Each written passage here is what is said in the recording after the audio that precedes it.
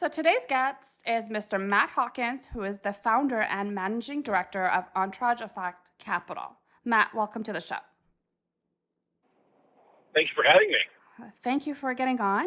Can you tell us a little bit about Entourage Effects? So why did you come up with the name, and what was your initial interest in cannabis to begin with?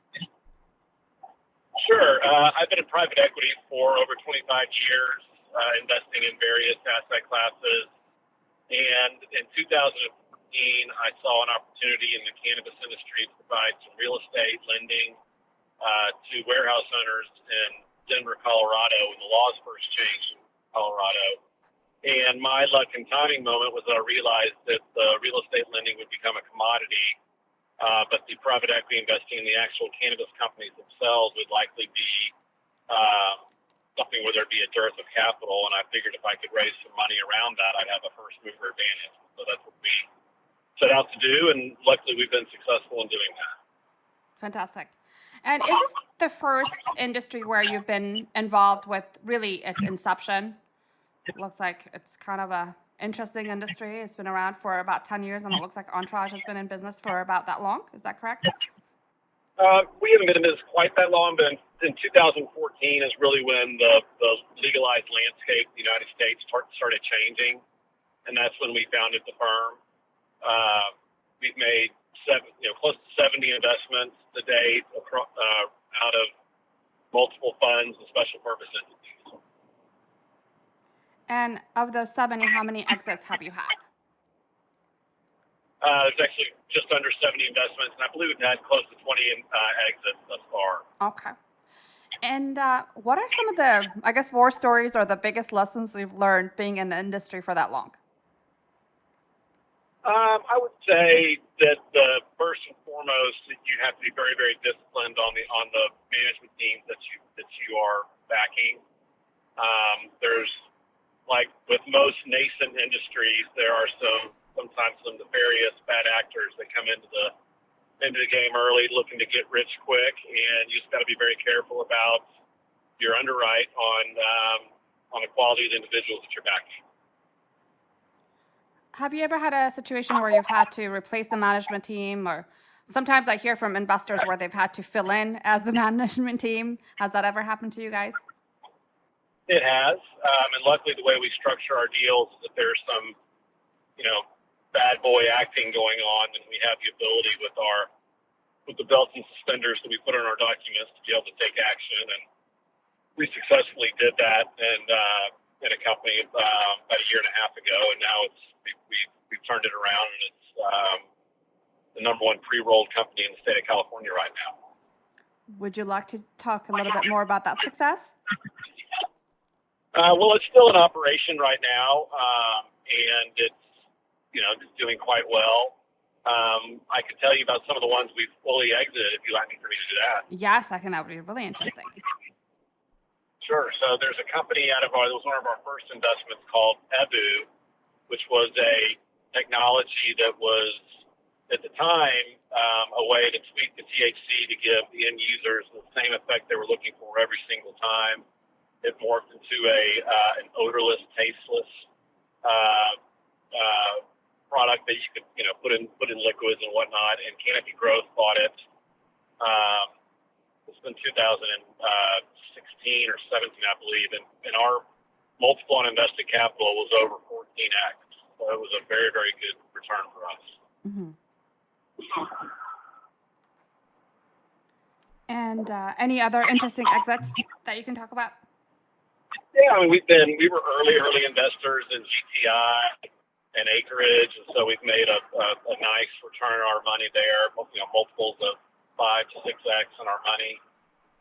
We've also had some other public wins for sales through companies. We've had some companies that sold to Curaleaf and Ianthus. Before Ianthus had their troubles, we were able to sell and get out of that and make our investors the return that they were looking for. Okay. You mentioned Acreage. Acreage has been in the news lately quite a lot. Can you tell us a little bit about, the climate there and what's happening and how you're keeping your investment secure? Well, we're not. we luckily on our invested capital and acreage, we've not only returned all of our money to our investors from that investment, but we've had like I said, probably a 4 to 5x on our investment to date. Unfortunately, the holdings that we own right now have been plummeted and it's been destroyed by the market. And in some cases, for the right reasons. I think the board was slow to recognize there needed to be a change with management. They had a hard time raising capital. They had to restructure their deal with Canopy. But hopefully now the ship's been righted and they're going to be moving in the right direction. And we anticipate an additional good return when hopefully the merger with Canopy closes. Do you participate on the board with all of the companies you invest in? Not all of them, but a good portion of them. We're usually a very active minority investor. In some cases, we do take control positions, but not very often. So you basically don't mind pulling up your sleeves and getting in there and really kind of helping guide the direction. Because it seems like, at least from my experience, and this is probably something that's been recited by other people in the industry, is that the business acumen sometimes is lacking with some of these really interesting technologies. I'm sorry, you broke up a little bit. Could you repeat the question? So it sounds like you're very comfortable rolling up your sleeves and lending a hand, or really kind of helping guide the direction of the company. So you guys are active when basically when. We have a full team that we can roll up our sleeves and get to work when necessary. We have a fully staffed portfolio management oversight team, and so we've got about 10 people that work for the firm, and it's like I said, we're very active when we need to be. Wonderful. Now, what size company should reach out to you in case of their interest in capital and scaling?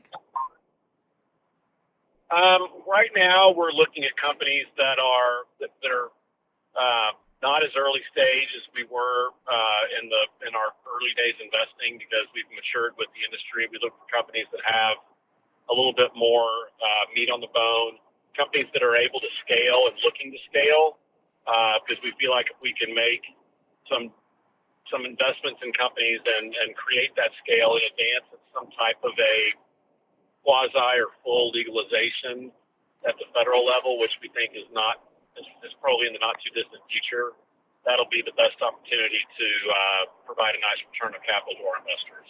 Got it. Now, you mentioned that you guys are looking at distressed assets. What do you consider a distressed asset at this point?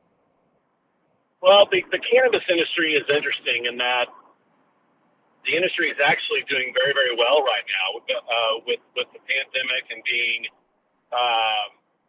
deemed an essential business in almost every legalized state. Sales across the board have gone up, and so has profitability, and that's trickled down through the entire supply chain. So companies themselves are actually performing very, very well. The problem is that there's still a very big dearth of capital, and so the level of distress comes in simply in the fact that there's just not enough capital to support the companies and provide the fuel they need to grow. Mm-hmm. So companies have improved, but valuations have come down, and we feel like the best time to invest in the industry as a result. So what is your suggestion if you are a cannabis company looking for capital? Do you suggest that they kind of stay put, build relationships, build their business, and maybe look for capital at a time where it's more feasible to get that capital?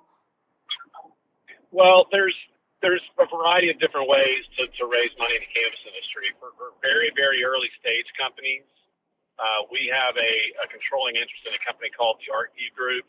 And the ArcView Group is a company that has a network of angel investors, and they also provide with companies like early stage companies a forum by which to present to these investors. Mm-hmm. And so that would be our suggestion for very early stage companies. Mm-hmm. There's also a few other funds like us out there in the market that are providing growth capital to earlier to mid to later stage companies.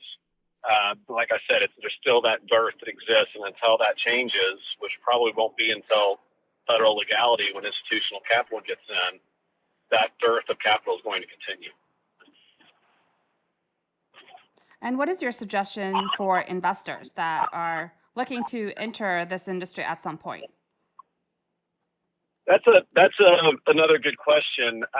It's our opinion, obviously, just by the way we're set up, that we think high net worth individuals and family offices should utilize a third party manager that spends all their time every day and night in the cannabis industry, like us. Mm-hmm. But there's also 4 or 5 others that we would recommend as well.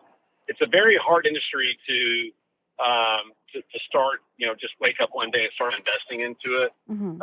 It's a very cottage-like industry in nature. It's hard to find the right deals and for people like us that have been in it as long as we have, we're one step removed from just about any deal. So we either know the company or we can make one phone call and find out about it. So that gives us a unique advantage as we're, underwriting companies. And just for our edification, what does the due diligence look like? It looks like you guys really invest in a diverse set of different companies with different technologies. So how do you find out how reliable those technologies are and how reliable the management team is? Well, the technology is one thing. I mean, we obviously need to verify the technology before we make an investment, but really the operating companies that we're in, it's all about the management teams, the market size, and the market size and segment that they're in. Mm-hmm. And so from that standpoint, we have a pretty good feel with how that works. But it's just like underwriting widgets. I mean, you're looking for the deals that make the most sense and are run by the most effective and powerful management teams. And whether it's cannabis or widgets, it's you're looking at the same types of metrics. Got it.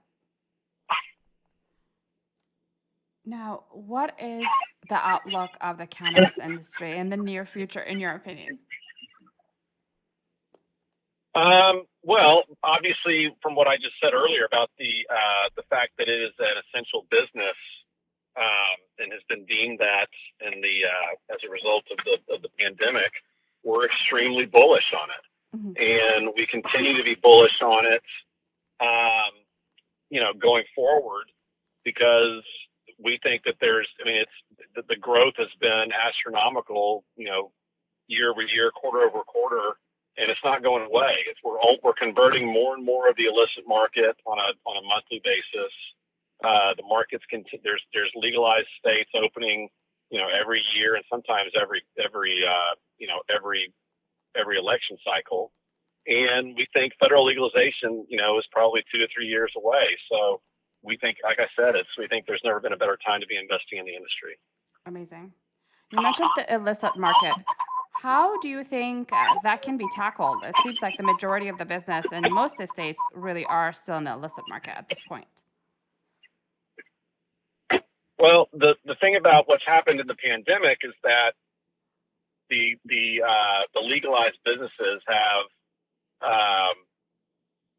made a lot of adjustments in order to keep their customers happy, such as curbside pickup, social distancing in the stores, limited customers. Delivery rules and regulations have been laxed by the states, which is mm-hmm. great. And we feel like people that used to go, for lack of a better phrase, down to the street corner to buy their cannabis from an illicit seller, that's stopped a little bit because they're wary of, where that person's been. Right. And so what we've seen in some of our investments and some of our investments retail partners is that we've had a number of on month over month increase in new customers, and then also those customers have been repeat customers after. So mm-hmm. that is a sign that the illicit market is starting to get tamped down a little bit. Interesting. You throw in the fact that states have been interested in revamping their taxation and regulation platforms to get more of the illicit market transformed, and I think that's a recipe for good things happening there. Got it. So COVID has had a positive impact definitely on the sales of the legal market, it sounds like. That's correct. Okay, great. Is there any topics we missed that you'd like to address? I beg your pardon? So is there anything else you'd like to address? I think we covered investor side, we No, covered... I think you've done a good job asking the right questions. I hope it's been educational for your listeners, and I'm happy to help out again if you need me to. Thank you so much for your time. Appreciate it, and we'll speak soon then. Take care, Tim. Bye-bye. Bye-bye.